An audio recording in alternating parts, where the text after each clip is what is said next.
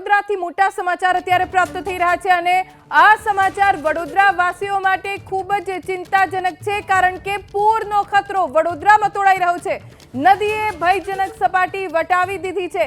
વિશ્વામિત્રી નદી સતત બે કાંઠે વહી રહી છે અને વડોદરામાં જ્યારે પણ વરસાદ વધુ વરસે છે ત્યારે પૂરની સ્થિતિ સર્જાતી હોય છે અને એ સ્થિતિથી બિલકુલ નજીક છે વડોદરા, કેમ કે વિશ્વામિત્રી નદીએ ભયજનક સપાટી વટાવી દીધી છે।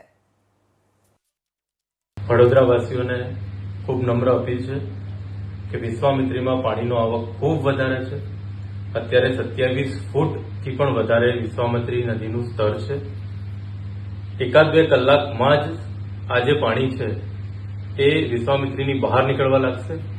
ખૂબ જ ગંભીર પરિસ્થિતિ છે અને ઉપરવાસમાંથી પણ પાણીની આવક ચાલુ છે અને સાથોસાથ વરસાદ પણ વરસી રહ્યો છે, એટલે ખૂબ માત્રામાં પાણી આવવાનું છે। એટલે જે વિશ્વામિત્રીની આસપાસ રહેતા લોકોને સલામત સ્થળે ખસેડી જવા અપીલ કરું છું અને જે વિશ્વામિત્રીની આજુબાજુ લો લાઇંગ એરિયામાં જે લોકો રહે છે તાત્કાલિક અસરથી એ લોકો સલામત સ્થળે ખસે એની માટે અમે બસની વ્યવસ્થા બધું કરાવ્યું છે। એનો ઉપયોગ કરીને તાત્કાલિક સલામત સ્થળે ખસે। પુનઃ એકવાર મારે બધાને કહેવાનું, ખૂબ જ પાણી આવી રહ્યું છે, ગંભીર પૂરની પરિસ્થિતિ છે, લોકો સલામત સ્થળે ખસી જાય। વીએમસી કમિશનરે અપીલ કરી છે કે લોકો સલામત રહે।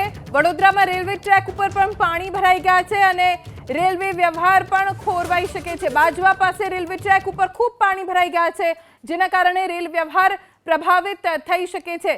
સતત વરસાદ વરસી રહ્યો છે અને વરસાદ અટકવાનું નામ નથી લઈ રહ્યો। રસ્તાઓ તો જળમગ્ન છે જ, પણ સાથે સાથે રેલવે ટ્રેક ઉપર પણ ખૂબ પાણી ભરાઈ ગયા છે, જેના દ્રશ્યો પણ આપ સ્ક્રીન ઉપર જોઈ રહ્યા છો। અહીંયા રેલવે પ્રભાવિત થઈ શકે છે।